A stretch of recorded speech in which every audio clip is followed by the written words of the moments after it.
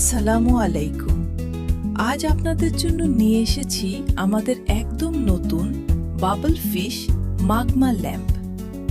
দেখুন ভেতরের রঙিন মাছগুলো কত সুন্দরভাবে নড়াচড়া করছে, আর ছোট ছোট বাবলগুলো একটানা উপরে উঠে দারুণ একটি অ্যাকোয়ারিয়ামের অনুভূতি তৈরি করছে।